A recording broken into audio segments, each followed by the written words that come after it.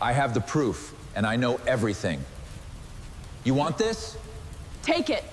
We're not backing down. Table 4, right? Champagne. Thank you, darling. Looks like he's watching her. I have the information you requested. Place it on the desk. You won't get away with this. I have the proof. We're not backing down. You'll regret this. I found it. You've been lying to me. No, I didn't know.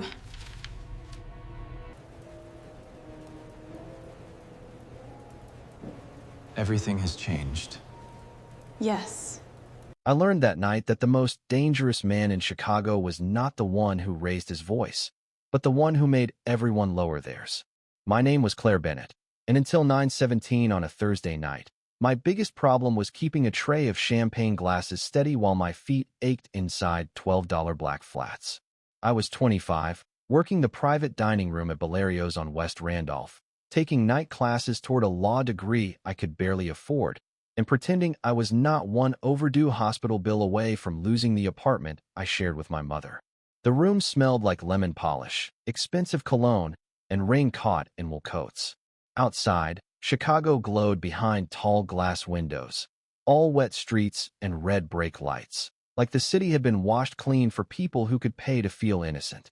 I was clearing plates from table 6 when the noise changed. It did not get louder. It got quieter. Conversations thinned. Silverware stopped touching porcelain. Even the jazz from the hidden speakers seemed to step back. Then he walked in. Adrian Blackwood wore a black suit without a tie, his dark hair brushed back, his face calm in a way that made calm feel threatening. He was tall, maybe 6'3", but it was not his height that moved the room. It was the way men in better suits than my yearly tuition lowered their eyes before he passed. It was the way our manager, Mr. Hale, suddenly stood straighter, like his spine had remembered fear. Adrian did not look around for approval. He did not need to. The approval had arrived before him. I knew the name, of course.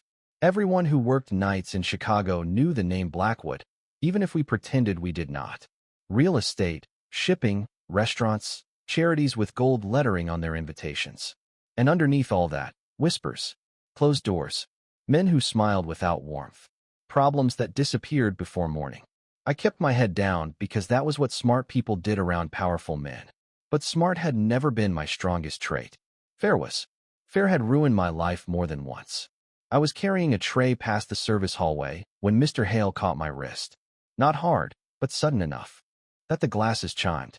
"Private room," he whispered. "Take this to the tall man by the fireplace. Do not ask questions." He slid a small silver USB drive under a folded napkin on my tray. My stomach tightened. "I serve drinks," I said softly. "Not packages." His smile twitched. "Tonight, you serve whatever I tell you to serve." I should have nodded. I should have walked away. Instead, I looked down at the USB, then at his face, and I saw panic under the polish. Before I could move, another man stepped from the hallway, broad shoulders, gray coat, eyes fixed on the napkin. Mr. Hale went pale. The man said, "She has it." Just like that, the room turned toward me. 7 men in dark suits. One locked door. One tray shaking in my hands. Mr. Hale's voice rose first. "She stole from a private guest." The lie landed cleanly, practiced, and sharp. My pulse hammered so hard I felt it in my throat, but I did not cry. I had watched my mother smile through chemotherapy bills. I had watched landlords speak to us like poverty was a crime. I knew what it meant to be blamed by people who expected silence. "That is not true," I said. No one listened. A man near the door reached for the tray. I stepped back. The glasses rattled. Then Adrian Blackwood set his water glass down. The sound was small, barely a click against the table, but it moved through that room like a judge's gavel. Everyone stopped. Adrian lifted his eyes to me for the first time. They were gray, cold, and impossibly still. Not empty. Worse. Controlled. "Let her speak," he said. For words. Quiet enough that the rain almost swallowed them. Yet every man in the room obeyed. Mr. Hale opened his mouth, then closed it. The man by the door lowered his hand. I looked at Adrian, and something reckless rose in me, something tired of being cornered. "If you are the man with power here," I said, my voice shaking but clear, "then use it for the truth. not for whoever lies fastest. A flicker passed across his face. Not anger, not amusement, recognition, like I had done something dangerous without knowing the price. He stood slowly, and the room seemed to shrink around him. "What is your name?" he asked. "Claire Bennett." His gaze dropped to the tray, to the folded napkin, to my white knuckles. Then back to me. "Claire Bennett," he said, as if the name had become evidence. "From this moment on, you do not leave this room with anyone but me." My breath caught. I did not know if I had just been protected or claimed. All I knew was that Adrian Blackwood had not raised his voice once, and somehow, my entire life had just changed direction. Adrian Blackwood said my name like he had placed it on a scale and found the weight of it interesting. No one moved until he did. He reached for the folded napkin on my tray, lifted it with 2 fingers, and revealed the silver USB drive beneath it. The tiny thing looked harmless in the warm light, no bigger than my thumb, but every face in that private room reacted as if it had a heartbeat. Mr. Hale swallowed hard. The man in the gray coat took one slow step back. I noticed that before I noticed my own hands shaking. Adrian noticed both. "Who gave this to her?" he asked. His voice stayed low, almost bored. That made it worse. Mr. Hale rushed forward with a laugh that sounded broken at the edges. "Sir, I already told you. She must have picked it up from one of the tables. These girls see expensive guests and think opportunity looks like a purse or a watch." Heat climbed my neck. These girls. Like I was not standing right there. Like my name had already stopped mattering. I opened my mouth, but Adrian raised one hand. Not toward me. Toward Mr. Hale. The manager went silent so quickly it frightened me. Adrian looked at him for 3 long seconds. I asked who gave it to her. Mr. Hale's polished confidence cracked. "I did," he said finally, "but only because Mr. Cole's associate told me to move it. I thought she would be invisible." Invisible. That word hit harder than the accusation. I had spent years being invisible to people like them, carrying their plates, refilling their glasses, listening to them speak over me as if I was furniture with tired feet. Adrian turned his gaze back to me. "Did you open it?" "No, did you look inside?" I would not even know how while carrying 12 glasses and trying not to get fired. One of the men near the wall almost smiled. Adrian did not. His eyes stayed on mine, steady and unreadable. "Are you afraid of me, Claire?" The honest answer rose before pride could stop it. Yes. Something shifted in the room. Maybe they expected me to deny it. Maybe men like Adrian were used to lies dressed as courage. I forced myself to keep breathing. But I am more afraid of people who need lies to feel powerful. The silence after that was different. Sharper. Even the rain against the window seemed to pause. Adrian stepped closer, not enough to touch me, only enough for the space between us to feel deliberate. "Then you should be very careful tonight." I was careful, I said. I came to work. I kept my head down. I followed rules I never agreed to. And still, somehow, I ended up in a locked room with men who think my life is a loose end. His jaw tightened once. Just once. It was the first human thing I had seen him do. Then he turned toward his men. "Find out who entered the service hallway after 8:30. A man by the fireplace nodded and left without a word. Adrian held out his hand for the tray. I hesitated. "What happens to me now?" I asked. He glanced at the locked door, then at Mr. Hale, then back at me. "That depends on how much Vincent Cole thinks you know." "I do not know anyone named Vincent Cole." "That will not matter to him." My stomach dropped. The room felt smaller. The air felt thinner. I thought of my mother at home in our apartment, probably asleep on the couch with the television still on, her prescription bottles lined up beside her water glass. I thought of the tuition bill folded inside my backpack. I thought of all the small, ordinary problems I had been carrying that morning before this silver thing turned my life into something unrecognizable. "I need to go home," I said. Adrian's expression did not change, but his voice softened by a fraction. "Home is the first place they will look." The words landed cold. I hated that I believed him. I hated the way every man in that room waited for his decision, as if I was already a piece on a board I could not see. "I am. Not yours to move around," I said. Adrian looked at me for a long moment. "No," he said quietly. "You are not." Then he removed his black overcoat and placed it over my shoulders without touching my skin. It was warm, heavy, and smelled faintly of rain and cedar. "But until this is finished, you are under my protection." Mr. Hale made a strangled sound. "Mr. Blackwood, with respect, Bringing her into this could create complications. Adrian did not even look at him. She became a complication the moment you used her. My throat tightened. Not because he sounded kind. He did not. He sounded final. For the first time that night, the finality was not pointed at me. Adrian opened the door himself. The hallway outside was empty now, too empty. The restaurant noise distant and artificial. He gestured for me to walk ahead. Stay close.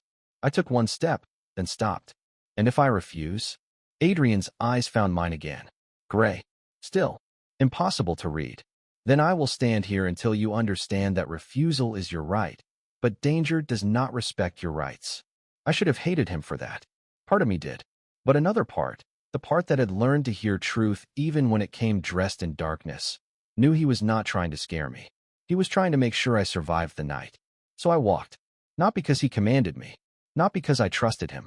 I walked because the entire room had lied, and Adrian Blackwood was the only man there powerful enough to tell the truth without raising his voice. The hallway behind Valerio's smelled like bleach, wet wool, and old garlic burned into the walls. It should have felt familiar. I had carried trays through that narrow service corridor hundreds of times, dodging busboys, counting tips in my head, wondering if my mother had remembered to take her evening medication. But with Adrian Blackwood walking beside me, and two silent men following 10 feet behind us, even the ordinary things looked like evidence from another life. My apron was still tied around my waist. His overcoat covered my uniform like a borrowed shadow. Every step I took sounded too loud. Where are we going? I asked. Adrian did not slow down. Somewhere. Controlled.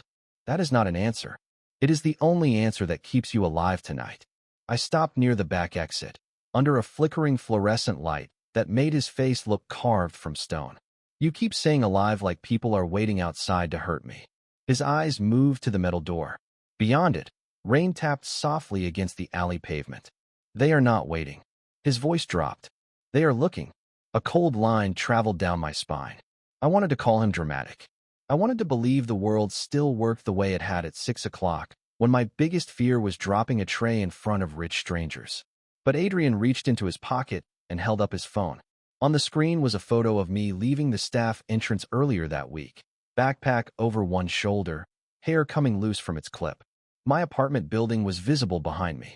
My chest tightened until breathing hurt. How did you get that? I whispered. One of Vincent Cole's men sent it to my office 3 minutes after you touched that drive. The hallway tilted. My mother. The thought came so fast, it almost knocked me forward. I need to call home. Adrian nodded once and handed me his phone. No argument. No lecture. Just the phone, unlocked, waiting in his palm. That frightened me more than refusal would have. I dialed with shaking fingers. It rang 4 times before my mother answered, sleepy and confused. Claire. The sound of her voice nearly broke me. Mom, listen to me. Lock the door. Do not open it for anyone. Not delivery, not building maintenance, not anyone. Honey, what happened? I cannot explain yet. Please. There was a pause, then the small scrape of her moving through the apartment. My mother had spent 2 years fighting her body and every bill that came with it, but fear had never made her helpless. It is locked, she said. Adrian held out his hand without touching me. May I? He asked. That single question stopped me. Not give me the phone. Not move aside. May I? I gave it to him. Mrs. Bennett, he said, his voice low and respectful. My name is Adrian Blackwood. Your daughter is safe with me. 2 officers from a private security firm will arrive at your building in 6 minutes. They will show identification through the door. You do not have to let them inside. They will remain in the hall until Claire calls again. My mother was silent so long I thought she had hung up. Then she asked, Are you the reason my daughter is in trouble? Adrian looked at me when he answered. No, ma'am. But I may be the reason she gets out of it. He gave the phone back. My mother told me she loved me. I said it twice because once did not feel strong enough. When the call ended, I realized I was clutching the phone to my chest like it could hold me together. You had people ready that fast, I said. Yes. Because you are kind. Because I am careful. There is a difference. His gaze softened for half a second, so faint I almost missed it. I know. Outside, a black SUV waited in the alley with its lights off, rain sliding down the windows in silver lines. The driver opened the rear door. I did not move. Everything in me resisted the image of stepping into that car.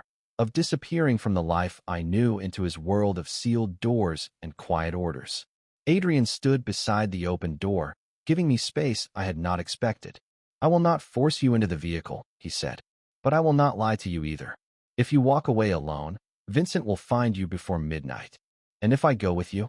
I asked. "Then he has to go through me first." The answer should have sounded arrogant. Maybe it was. But under the rain, under the humming alley light, it sounded like a vow he had not meant to make out loud. I climbed into the SUV with my hands cold and my heart beating too fast, telling myself it was not trust. It was survival. But when Adrian sat beside me, leaving a careful distance between us, and the city began to blur beyond the glass, I understood something that scared me more than Vincent Cole ever could. Adrian Blackwood did not take control by closing his hand around the world. He did it by making the world believe his hand was the safest place to stand near. The drive from Belario's to the Blackwood estate took 40 minutes, but it felt like crossing a border no map admitted existed. Chicago fell away behind tinted glass. First the bright restaurants and wet sidewalks, then the quieter streets, then the long dark curves of Lakeshore Drive, where the water looked black enough to swallow the city whole. Adrian sat beside me without speaking. His hands rested loosely on his knees. No phone, no nervous movement, no need to prove he was in charge. That was the thing about him that unsettled me most. Other powerful men filled silence because they were afraid someone might notice the emptiness beneath them. Adrian let silence stand because he owned whatever entered it. I kept his overcoat around my shoulders, though the car was warm. The wool felt too expensive against my cheap uniform, too heavy with a life I did not understand. I stared at my reflection in the window. Pale face, tired eyes, hair coming loose. A waitress wrapped in a king's shadow. "You can ask," Adrian said. His voice made me jump because I had almost convinced myself he had forgotten I was there. "Ask what?" "Whatever question you have been swallowing for the last 20 miles. I turned toward him. "How many people are afraid of you?" He looked at the rain sliding down the glass. "Enough. That is not an answer. It is the honest one." I should have stopped. Instead, I asked the question that had been burning under my ribs since the restaurant. Should I be one of them? For the first time, he did not answer immediately. Streetlights moved across his face in pale gold stripes, revealing him in pieces. The sharp line of his jaw, the tired shadow beneath his eyes, the scar near his left temple I had not noticed before. When he finally spoke, his voice was quieter than the engine. "You should be cautious of me. Fear gives away too much power." I hated that answer because it sounded like advice, not a threat. The car turned through iron gates taller than my apartment building. Beyond them, the Blackwood estate rose from the rain in stone and light. It was not a mansion the way magazines showed mansions. It was colder than that. Older. Gray walls. Tall windows. A circle drive shining like black glass. Men stood under the entrance, awning in dark coats, their faces still, their attention fixed on the car before it stopped. My fingers tightened around the coat. "This is where you live." "Some nights." "That sounds lonely." He looked at me then, and something passed through his eyes so quickly I almost thought I imagined it. "It is secure." The driver opened my door. Cold air rushed in, carrying the smell of rain, pine trees, and stone. I stepped out slowly. My shoes sank slightly into the wet gravel. Every man near the entrance looked at Adrian first, then at me, then away. No one asked who I was. No one needed to. He had brought me here, and that seemed to answer questions before they were spoken. Inside, the foyer rose 2 stories high, all marble floors and dark wood, with a chandelier glowing above like captured lightning. My footsteps echoed too loudly. A woman in her 50s waited near the staircase, silver hair pinned back, black dress simple and severe. "Mr. Blackwood," she said, "the East guest room is ready." Adrian nodded. "Thank you, Mrs. Vale." Her eyes moved to me, not unkindly, but carefully. "Miss Bennett, I placed tea upstairs. Your mother has called twice. She is safe, and the security team is still outside her apartment." My throat tightened so fast I could barely speak. "Thank you." Adrian's gaze shifted to one of the men by the door. "No one enters this house tonight without my permission." "Yes, sir." "And no one speaks to Miss Bennett unless she chooses to answer." That made me look at him. "You are giving orders about me again." The room went still. Mrs. Vale lowered her eyes. The men near the door stopped breathing in that trained, invisible way. Adrian turned fully toward me. He did not look embarrassed. He looked attentive. I am giving orders about them, he said. There is a difference. Not if I still feel like the locked door. His expression changed. Barely, but I saw it. A small fracture in the stone. Then we will begin with the door. He reached into his pocket, removed a brass key, and placed it on the table beside me. Your room locks from the inside. No one has a copy except Mrs. Vale, and she will use it only if there is a fire or if you ask for help. I stared at the key. Such a small object. Such a strange kind of power. And the front door? I asked. You may walk out of it. But I will send protection with you. I gave a tired laugh that did not sound like me. So I am free, as long as freedom comes with guards. Adrian stepped closer, still leaving space between us, still careful not to crowd me. Tonight, freedom without protection is only another word for being easy to find. I wanted to argue. I wanted to throw the coat back at him and prove I was still the kind of woman who could make her own choices. But my phone buzzed in my apron pocket before I could speak. Unknown number. One message. My hands went cold as I read it. Tell Blackwood the girl does not change anything. Adrian saw my face and did not ask to take the phone. He only held out his hand, palm open, waiting. I placed it there because my knees felt suddenly weak. His eyes moved over the message. Nothing in his face changed. That was how I knew it mattered. He looked toward the dark windows, toward the rain, toward whatever world had followed me to his door. Then he said, softly enough that only I could hear, Vincent has made his first mistake. Adrian did not react to the message the way I expected a dangerous man to react. He did not curse. He did not tighten his fist around my phone. He did not storm through the marble foyer giving loud orders to men who already looked ready to obey him. He simply looked at the screen, then looked at the rain-dark windows, and the entire house seemed to understand that something had shifted. Mrs. Vale, he said. The silver-haired woman stepped forward. Yes, sir. Take Miss Bennet upstairs. Make sure she has everything she needs. Food, tea, a charger for her phone, and privacy. Privacy. The words sounded almost strange inside a house where every hallway seemed watched by oil portraits, cameras, and men with silent eyes. What about my phone? I asked. Adrian held it out to me immediately. It is yours. I took it, surprised by how badly my hand trembled. You are not going to search it? Not without permission. I stared at him. That sounds very polite for a man who just brought me to a mansion with guards at the door. Politeness is not the same as harmlessness. At least you admit that. His mouth did not smile, but something near his eyes changed. I rarely deny the obvious. Mrs. Vale led me up the wide staircase before I could answer. The carpet was thick enough to swallow our footsteps. The walls held black and white photographs of old Chicago, men in winter coats, women in pearls, buildings half-built against a gray sky. Everything looked expensive, but nothing looked warm. The east guest room was larger than my entire apartment. A bed with white sheets. A fireplace already lit. A bathroom with marble counters and towels folded so perfectly they made me afraid to touch them. On a small table sat a tray with hot tea, toast, soup, and a glass of water. My stomach turned at the sight of food, then reminded me I had not eaten since noon. Mrs. Vale placed the brass key in my palm. Her fingers were cool and steady. Lock the door after I leave, Miss Bennet. Is that for my safety or his conscience? She paused at the door. For the first time, her face softened. In this house, sometimes those are the same thing. Then she left me alone. I locked the door. The clicks sounded small, but it moved through me like breath returning. I stood there for a long moment, still in my black server uniform, still wearing Adrian's coat, still holding a key that proved I could keep the world out, at least for one night. I should have taken the coat off. I should have hated the weight of it. Instead, I folded it carefully over the back of a chair, as if it belonged to something living. My phone buzzed again. I flinched so hard the key nearly slipped from my hand.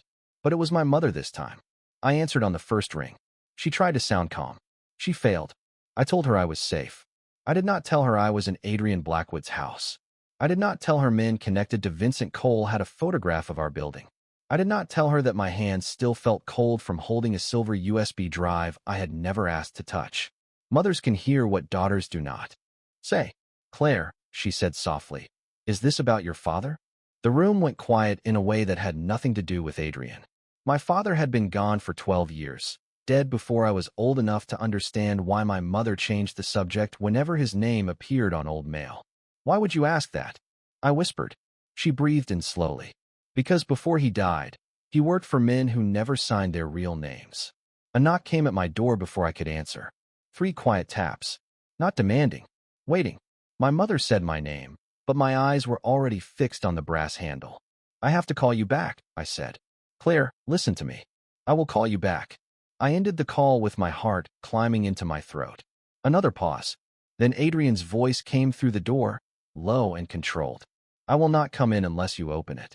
I looked at the key in my hand, at the locked door, at the phone still warm against my palm. For the first time that night, I was not only afraid of what Adrian Blackwood knew. I was afraid of what my own family had hidden from me.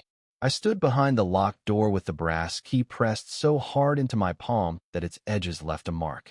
Adrian waited on the other side. He did not knock again. He did not remind me that this was his house. He simply gave me the one thing no one else had given me all night. A choice. That should have made opening the door easier. It did not. My mother's words kept circling inside my head. Your father worked for men who never signed their real names. I had built my childhood around absence. One empty chair at the kitchen table. One box of old photographs my mother kept taped shut in the closet. One last name that had always felt ordinary because I needed it to be ordinary. Bennett. Safe. Clean. Mine. But now, standing in a mansion full of locked rooms, I wondered if a name could be a curtain instead of a truth. What do you want? I asked through the door. Adrian's answer came low and even. To give you information before someone else gives you a lie. My fingers tightened around the key. Is this about? My father. Silence. Not long, but long enough. I unlocked the door before fear could talk me out of it. Adrian stood in the hallway with both hands visible, his jacket gone, his black shirt sleeves buttoned at the wrists. He looked less like a man entering a room and more like a storm choosing not to break. May I come in? He asked. I stepped back. He entered only far enough for the door to remain open behind him. That detail landed in me quietly. He was making sure I could still see the exit. Say it, I whispered. Adrian looked at the small table, the untouched soup, the phone in my hand.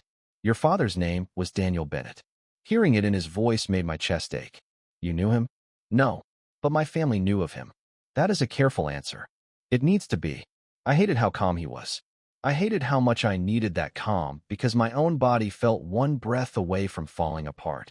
My mother said he worked for men who never signed their real names. Adrian nodded once.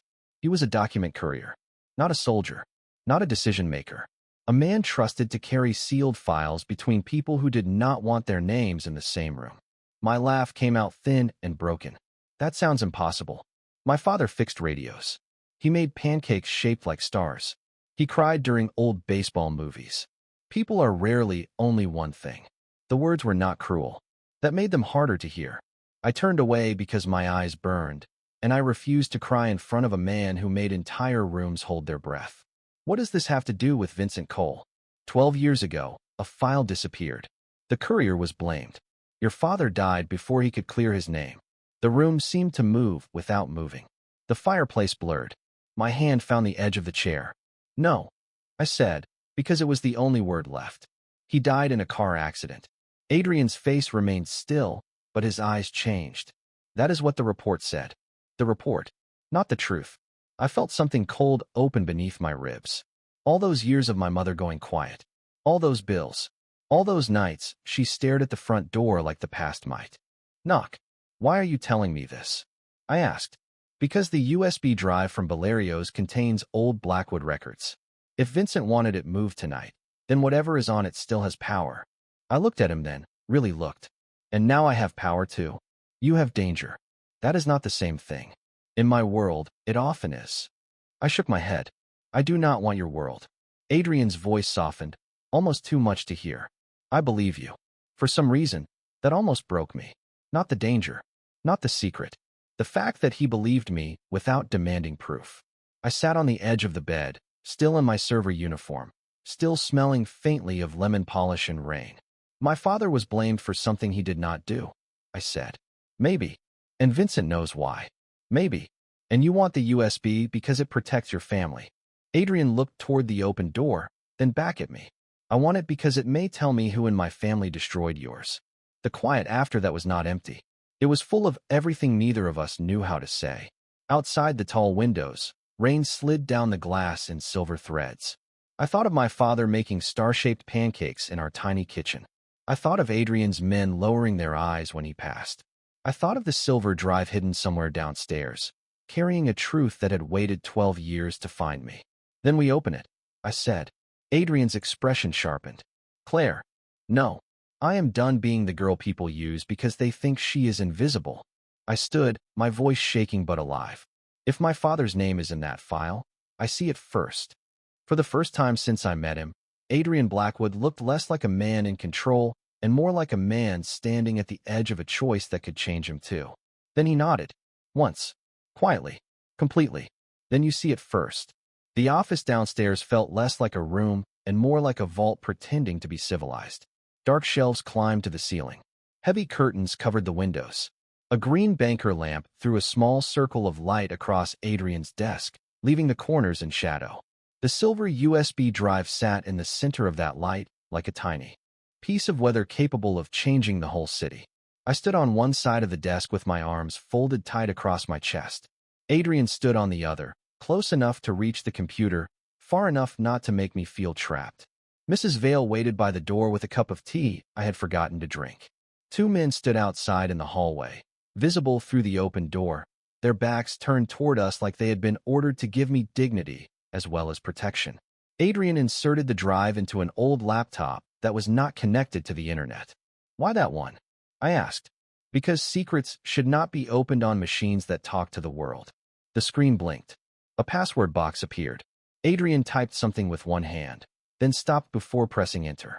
Once we open this, you may learn things you cannot unknow. I almost laughed. It came out more like a breath. That happened around the time I got accused of stealing by a man with better shoes than morals. His eyes lifted to mine. Again, that flicker. Not a smile. Something closer to respect. He pressed enter. Folders appeared. Names. Dates. Scanned contracts. Wire records. Photographs of old buildings. Men standing beside cars from years before I learned to drive. The file names meant nothing at first, just initials and numbers. Then I saw one that made my heart stop. D. Bennett.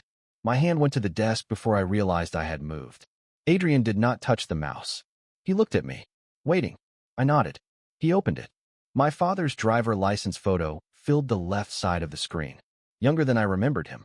Brown hair, tired eyes, the same small crease between his brows that I saw in my own mirror whenever bills came in the mail. Beneath the image were words that made the room narrow around me. Courier cleared for transfer. Not compromised.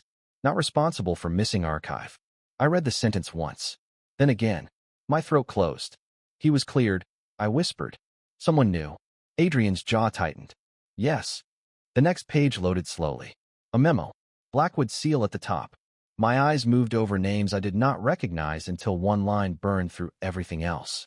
False blame recommended to. Protect internal source. My knees weakened. Mrs. Vale stepped forward, but I lifted one hand. I needed to stand. I needed to feel the floor under me because the truth was trying to take it away. They knew he did not do it, I said. My voice sounded calm in a way that scared me. They blamed him anyway. Adrian stared at the screen as if it had struck him without moving. This was signed by my uncle. Your uncle? Richard Blackwood. He ran the family before me. I looked at him then, and for the first time the distance between Waitress and Mafia boss disappeared. There was only a daughter looking at the man whose name had lived above the lie that ruined her family. Did you know? I asked. The question came out quiet. More dangerous than shouting. Adrian turned from the screen. He did not defend himself. He did not hide behind age or inheritance or words like complicated. No, prove it. The room held its breath. Mrs. Vale looked down. The men in the hall went completely still. Men like Adrian Blackwood were probably not used to being challenged in their own homes by women still wearing restaurant uniforms. But he reached into the desk drawer, removed a leather folder, and placed it in front of me. My sister died 12 years ago, he said. The same week your father did. I was 22. I was told Vincent Cole betrayed us. I built my life around that truth. His voice did not break, but something under it did. Maybe I was handed a lie too. I opened the folder. A photograph slipped halfway out. A young woman with dark hair stood beside a fountain, laughing at someone outside the frame. On the back, written in faded blue ink, were 3 words. Ask Daniel Bennett. My father's name. Again, the room seemed to tilt, not from fear this time, but from connection. 2 families. 2 losses. 1 lie with enough power to survive 12 years. Adrian looked at the photograph, and the quiet around him changed. It was still controlled, but no longer cold. Claire, he said, I think your father died trying to protect my sister. Before I could answer, every light in the office went out. Darkness swallowed the office so completely that for one breath I forgot where I was. The desk vanished. The photograph vanished. Adrian vanished. All that remained was the rain against the windows and the sudden, sharp sound of my own breathing. Then his voice came through the black. Claire, do not move. He did not sound afraid. That made me more afraid.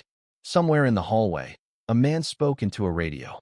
Another voice answered, clipped and urgent. Mrs. Vale set the teacup down with a soft click that felt impossibly loud. I reached for the edge of the desk and found the leather folder instead. My fingers closed around the photograph of Adrian's sister. Ask Daniel Bennett. My father's name in faded blue ink. My father's ghost sitting between us. A pale emergency light blinked on above the office door, bathing the room in red. Adrian was already beside the desk, not touching me, but close enough that I could feel the steadiness of him. Power failure? I whispered. No, 1 word. Flat. Certain. Outside the door, footsteps moved fast across the marble. Not running. Controlled. Trained. The kind of movement that said panic was not allowed in this house, even when the walls were warning everyone. Adrian turned to Mrs. Vale. Take the east corridor. Stay with her. No, I said. My voice surprised all of us. Adrian looked at me. In the red light, his gray eyes looked almost silver. Claire, the drive is still in the computer. That does not matter right now. It mattered enough for Vincent Cole to follow me here. I pulled the USB from the laptop before anyone could stop me and curled it into my fist. If this is why he came, then I am not leaving it behind. Adrian's expression sharpened, but not with anger. With fear, maybe. The kind of man like him would rather bury than admit. You are not bait. I know. I stepped closer, my heart beating hard enough to shake my voice. I am evidence. The word changed him. I saw it land. Not because he wanted to use me, but because I had named what everyone else had tried to turn me into. Evidence. Witness. Loose end. Girl with a tray. Daughter of a man blamed for a lie. Adrian reached into the desk drawer and removed a small black case, then stopped when he saw my face. He closed the drawer again, without taking anything from it. I will not bring that into a room with you, he said quietly. I did not know what had been inside. I did not ask.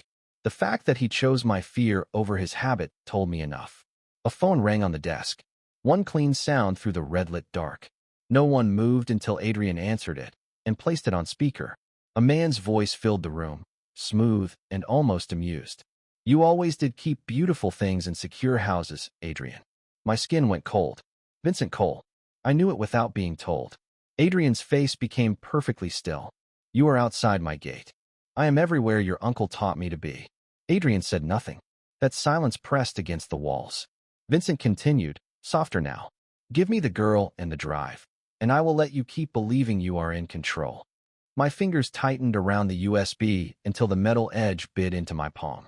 Adrian looked at me, and for one terrible second I thought he might order me out, hide me away, decide for me, because powerful men always thought fear gave them permission. Instead, he turned the phone toward me. She can answer for herself. The room went still again, but this time the silence belonged to me. My mouth was dry. My knees felt weak.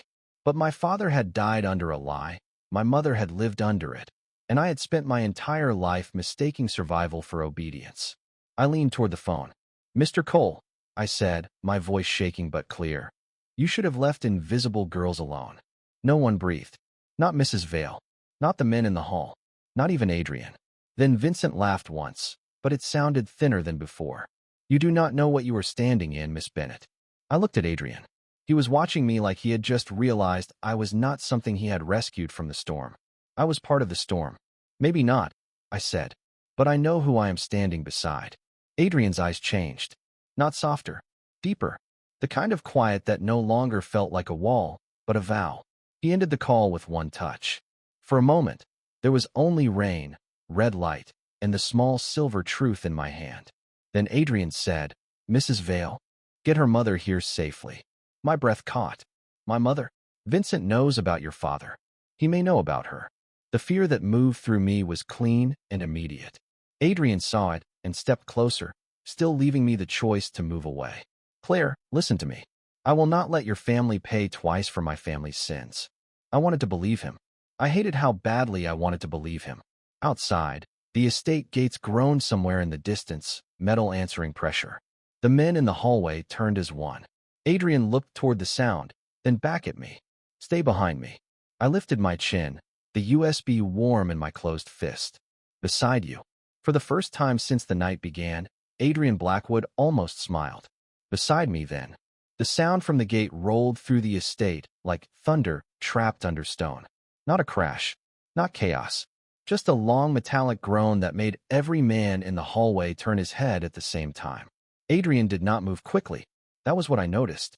Even with the emergency lights painting the walls red, even with Vincent Cole somewhere beyond the rain, even with my mother suddenly a target in a story she had tried to bury for 12 years, Adrian Blackwood remained still enough to make stillness feel like command.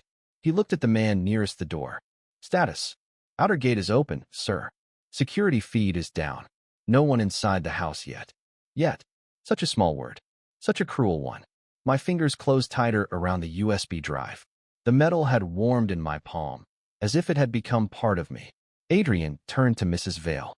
"Take the south stairs. Use the service tunnel. Bring Mrs. Bennett through the west entrance only." Mrs. Vale nodded, but her eyes moved to me.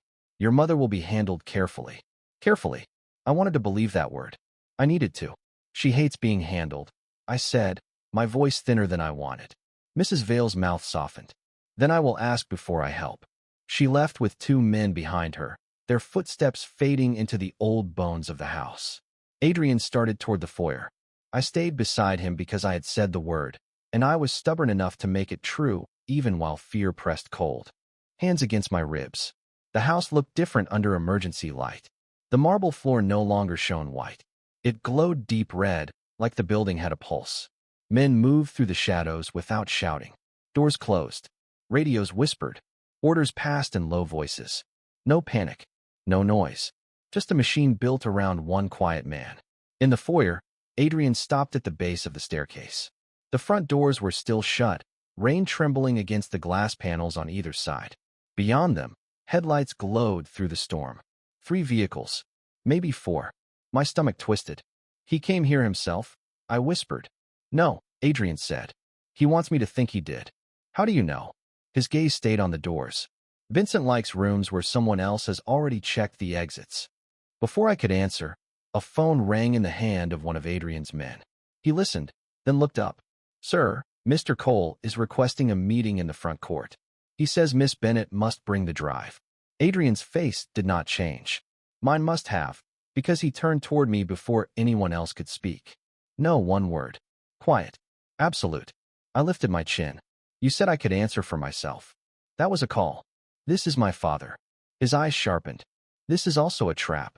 Then stop treating me like I am too fragile to see the shape of it."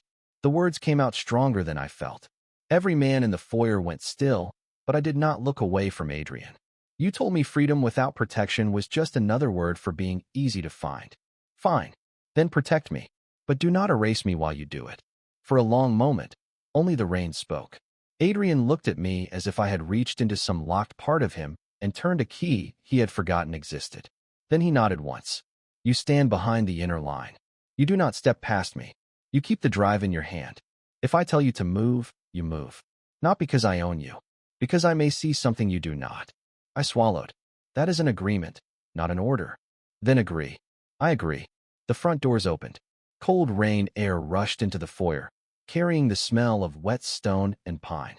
Adrian stepped out first. I followed close enough to hear the soft shift of his coat, far enough to remind myself I still had a choice. The front court stretched wide and black under the storm. Headlights cut through the rain, turning every drop silver. A man stood beneath a large black umbrella near the center of the drive. Not Vincent. Younger. nervous around the mouth. He held up a phone, screen glowing. Vincent's voice came through it, smooth as polished glass. Adrian. Always dramatic with architecture. Adrian stopped at the top of the steps. He did not raise his voice. You sent a messenger to my home. That is beneath you. A soft laugh came through the phone. I sent a mirror. Look at her beside you. The daughter of Daniel Bennett, holding the truth your family buried. Does she know what happens to people who stand too close to Blackwoods? My heartbeat stumbled. Adrian's eyes remained on the messenger, but his answer was for me. She knows I am done letting my family name decide who gets hurt. The messenger shifted under the umbrella. He looked at me, then at the USB in my hand, and something like guilt crossed his face. He reached slowly into his coat, not for a weapon, but for an envelope. Adrian's men tensed. Adrian lifted one hand, and everyone froze.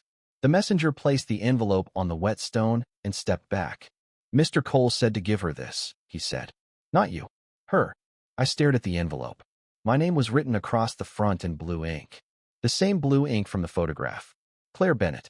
Adrian looked at me, and for once, the quiet king of Chicago did not seem to know what waited inside the silence.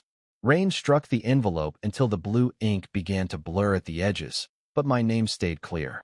Claire Bennett. 2 words, written by someone who knew exactly how to reach into my chest and close a hand around my past. Adrian stepped down one stair, then stopped himself. I saw the restraint move through him like a physical thing. Every instinct in him wanted to take the envelope first, check it, control it, make the world safer by placing himself between me and the unknown. But he had promised not to erase me. So he looked at me instead. Your choice, he said. The words were almost lost under the storm. I wished they had been louder. I wished he had commanded me, just this once, because fear is easier when someone else carries the decision. But my father's name was inside this. My mother's silence was inside this. 12 years of half-answers were lying on wet stone in front of me, and I had spent too long letting powerful people decide which truths I was allowed to touch. I walked down the steps. Adrian moved with me, not ahead, not behind, beside. The messenger under the umbrella watched us with nervous eyes. He looked barely older than me, his suit too large at the shoulders, his face pale in the headlights. Why are you doing this for Vincent? I asked him. His mouth opened, then closed. He looked at Adrian, then back at me. Some debts are inherited, he said softly. That does not make them honorable. The words came out before I could stop them. His eyes dropped. For a second, I saw the boy beneath the errand. Not innocent, not safe, but trapped in a different kind of locked room. I picked up the envelope. It was heavy with rain, the paper softening under my fingers. Adrian's men shifted as I opened it, but no one stopped me.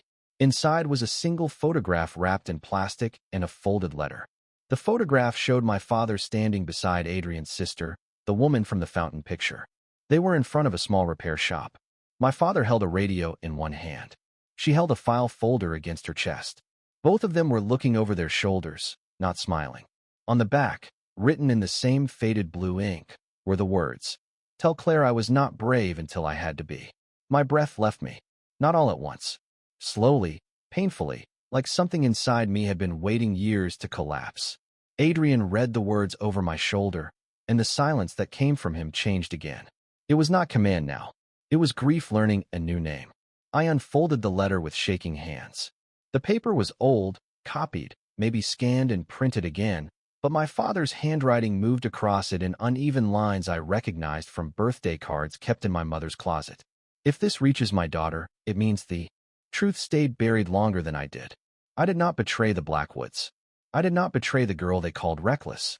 Her name was Evelyn, and she was trying to stop Richard Blackwood and Vincent Cole from selling protection to the same people they claimed to defend against. She trusted me because I was invisible to men who only counted weapons, money, and bloodlines. I carried her proof.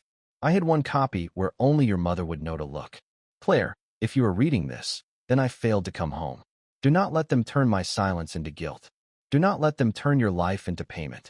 I love you more than every truth I could not tell. The rain blurred my vision before tears did. I pressed the letter to my chest, but the storm had already soaked through everything. Adrian stood so still beside me that I thought he had stopped breathing. Evelyn, I whispered. Your sister. His answer came rougher than before. Yes. She was trying to stop them. Yes. And my father helped her. Adrian looked at the photograph, then at the house behind us, then at the young messenger standing under the umbrella like a witness who wished he had never been born into this. Your father had more honor than every man who buried him, he said. Vincent's voice returned through the phone in the messenger's hand, colder now. Touching story. Now give me the drive, Miss Bennett, before another generation pays for Daniel's stubbornness. I looked at Adrian. For the first time, I did not see a man who commanded the Mafia. I saw a brother who had been lied to, a son of a rotten legacy, a king standing in the rain, realizing his throne had been built over graves he never chose. I lifted the USB into the headlights. No, I said. My voice shook, but it did not break. This belongs to the truth now. Adrian turned toward the messenger. He did not raise his voice. Tell Vincent Cole the Blackwood name is no longer sheltering him. The messenger swallowed. He said you would choose her and lose everything. Adrian looked at me then, and there was no possession in his eyes. No claim, only a decision. Then he still does not understand, he said quietly. I am not choosing her instead of my power. I am choosing what my power is for. The messenger lowered the phone as if Vincent Cole's voice had become too heavy to hold. Rain ran from the edge of his umbrella in silver lines, splashing onto the stone between us. For one strange second, no one moved. Adrian's words stayed in the air, quiet and impossible to pull back. I am choosing what my power is for. I had heard men make promises before. Landlords promised extensions. Doctors promised payment plans. Professors promised understanding until tuition was late. Promises were easy when they cost nothing. But Adrian's promise cost him the only language his world respected: control.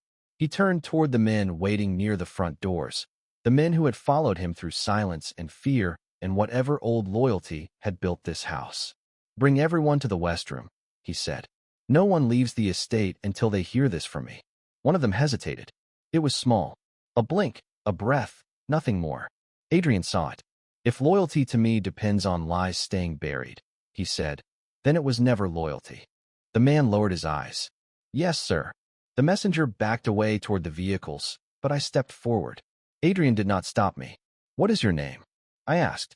The young man looked startled, as if no one had asked him that in years. Caleb. Caleb what? Caleb Price. Then listen to me, Caleb Price. The next time Vincent asks you to carry fear to someone's door, remember that fear remembers faces. His jaw tightened. I did not know about your father. Maybe not, I said. But you know now. He looked at the envelope in my hand, then at Adrian. Something in him folded, not from weakness, but from exhaustion. Vincent is not at the gate, he said quietly. He is waiting at the old Blackwood shipping office on Canal Street. He said if Adrian refused, he would release records that make everyone believe Daniel Bennett and Evelyn Blackwood planned the betrayal together. Adrian's face went still again, but this time I understood the effort behind it. Why tell us? He asked. Caleb swallowed. Because my father disappeared after signing one of Richard Blackwood's papers. Vincent told my family it was honor. I think it was cleanup. No one spoke. The storm filled the space where trust should have been. Then headlights swept across the drive from the side road. My heart jumped so hard I almost dropped the envelope. Adrian turned before I did. A dark sedan stopped near the west entrance, and Mrs. Vale stepped out first, holding an umbrella over my mother. My mother looked smaller than she had that morning, wrapped in her beige coat, her silver blonde hair pinned badly because she always pinned it badly when she was scared. But her spine was straight. Her eyes found me, and the little girl I had buried under work schedules and tuition bills nearly ran straight into her arms. I did not run. I walked fast, and when she held me, the whole night finally touched me. The restaurant, the accusation, the drive, the file, my father's handwriting. I shook once against her shoulder, and she held me tighter. I should have told you, she whispered. I was trying to keep you away from all of this. It found me anyway, I said. She pulled back and looked past me at Adrian. Whatever she saw in his face made her expression harden. Your uncle ruined my husband's name. Adrian bowed his head slightly. Not theatrically, not like a boss, like a man accepting a debt. Yes. My mother studied him for one long breath. And what are you going to do with yours? Adrian looked toward the house, toward his waiting men, toward the dark road that led back to Chicago. Change what it means. My mother reached into her coat and removed a small cloth pouch. Her hands trembled, but her voice did not.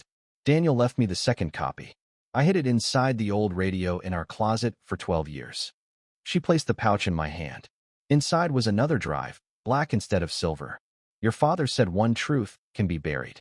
Two truths can find each other. I looked at Adrian. His quiet had never felt empty, but now it felt almost breakable. He understood before I said it. The silver drive had names. The black drive had proof.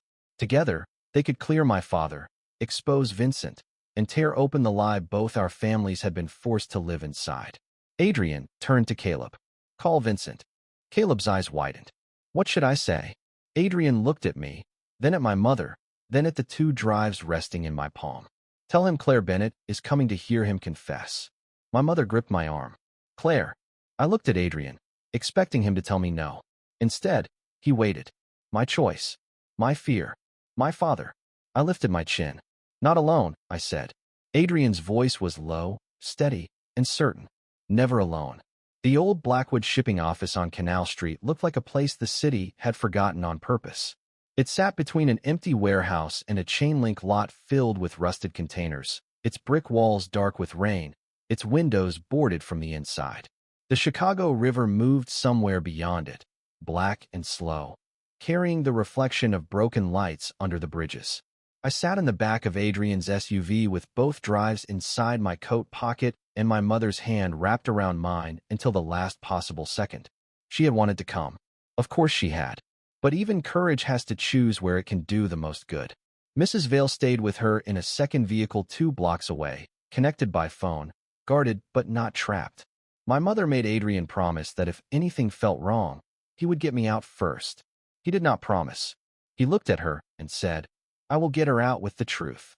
My mother stared at him for a long moment, then nodded like she understood that was the only vow I would have accepted.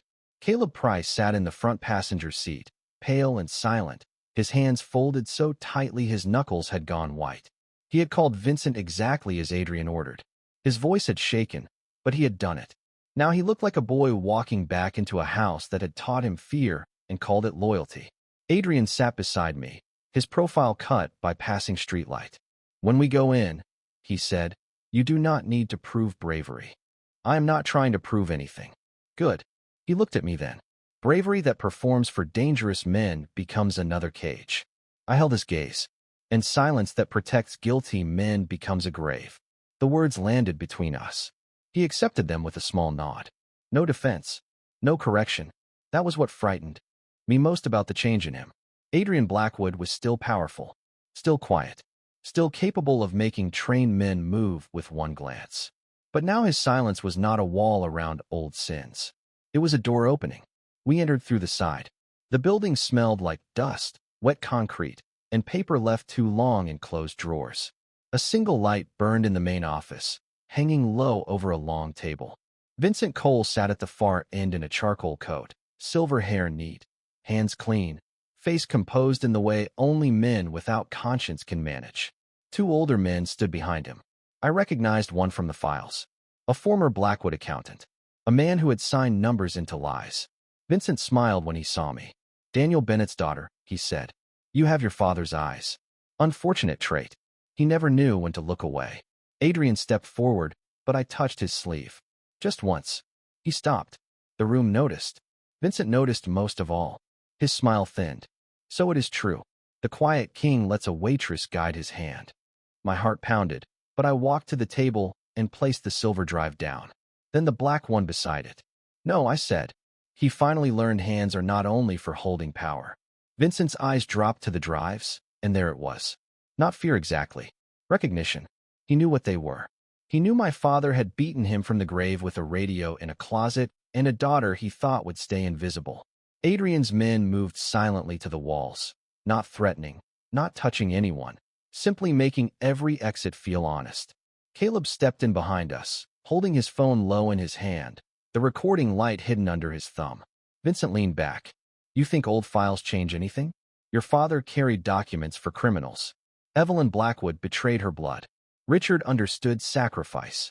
History belongs to whoever survives long enough to explain it. My voice shook.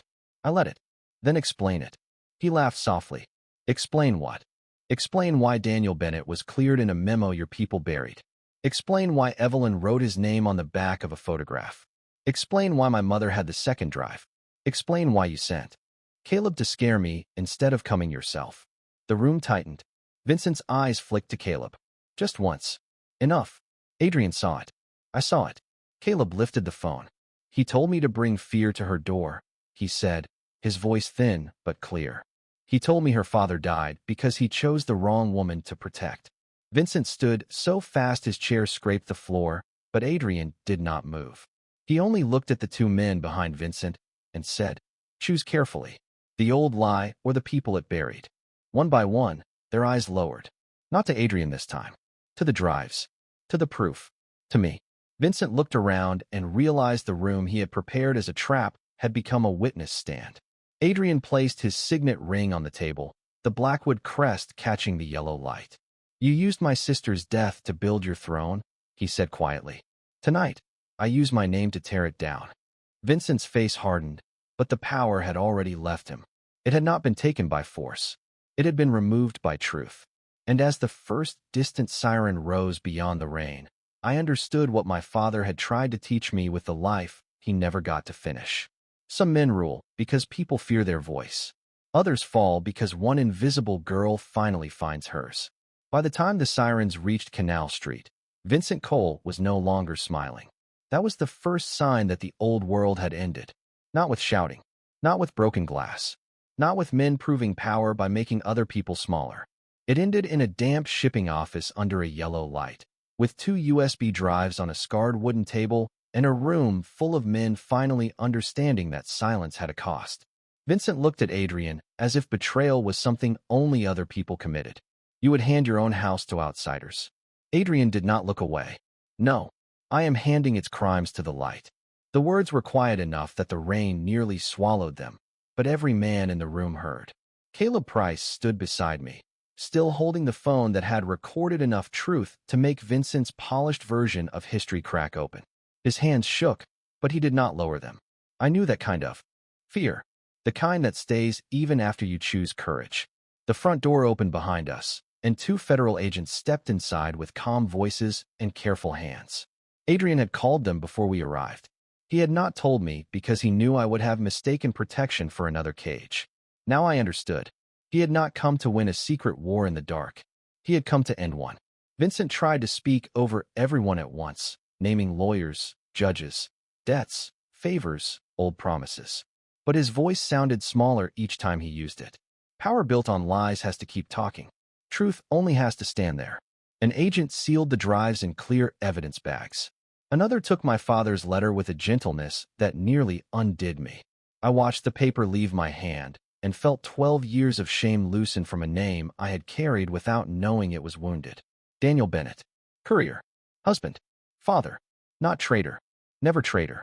Outside, my mother waited under Mrs. Vale's umbrella. When I stepped into the rain, she saw my face and knew before I spoke. Her knees almost gave, but I caught her the way she had caught me through every hard year we had survived. He was innocent, I whispered. She closed her eyes, and the sound she made was not a sob exactly. It was a locked door opening after too many winters. Adrian stood several feet away, giving us the space grief deserves. For once, no one looked to him first. No one waited for his command. He had made himself smaller so the truth could be larger, and that was when I began to understand the kind of man he was trying to become. Dawn found us back at the Blackwood estate. The rain had stopped. Pale lights spread over the wet lawn, turning every blade of grass silver. My mother slept in the east guest room. Caleb gave his full statement. Mrs. Vale placed fresh coffee on the library table without saying a word. Adrian stood by the window, his signet ring absent from his hand, his reflection faint in the glass. What happens now? I asked. He looked tired. Not weak. Human. My uncle's records go public. Vincent's network collapses through courts, not whispers. Men who followed me for fear will leave. Men who stay will have to follow. Something different. And what is that? He turned from the window. Rules that do not require innocent people to disappear. I studied him. This man who had walked into my life like a shadow and somehow brought buried light with him. That sounds difficult. It should be. For a moment, we were quiet. Not the frightening silence from Belario's. Not the heavy silence of secrets. This was different. Clean. Unforced. Adrian reached into his coat and removed my employee name tag from the restaurant. I had not realized it was gone. Claire, printed in black letters on cheap plastic. You dropped this the first night, he said. I kept meaning to return it. I took it from him. Our fingers did not touch, but something passed between us anyway. Not possession. Not debt. A choice waiting patiently to be made. You once said I was under your protection, I said. His eyes lowered for half a second. I was wrong to say it that way. Yes. He accepted the correction like a gift he had earned by surviving it. Then I will say it differently. He stepped no closer. He did not need to. You do not belong to me, Claire Bennett. But if you ever choose to stand near me, I will spend the rest of my life making sure my power does not become your prison. The morning light touched his face, softening the hard lines without erasing them. I thought of my father's letter, of Evelyn Blackwood's photograph, of my mother breathing easier in a room that no longer felt like a cage. I thought of the girl I had been at Belario's, accused, invisible, shaking under a borrowed coat. Then I looked at Adrian and understood the truth the night had carved into both of us. He had ruled a city with silence, but silence had not saved him. I had been a waitress with nothing but a voice, and somehow, that voice had opened every locked room. Then stand near me carefully, I said. For the first time, Adrian Blackwood smiled like a man who had been forgiven by the future, not the past. And when the sun rose over Chicago, it did not make him less powerful. It only showed me what power was meant to protect.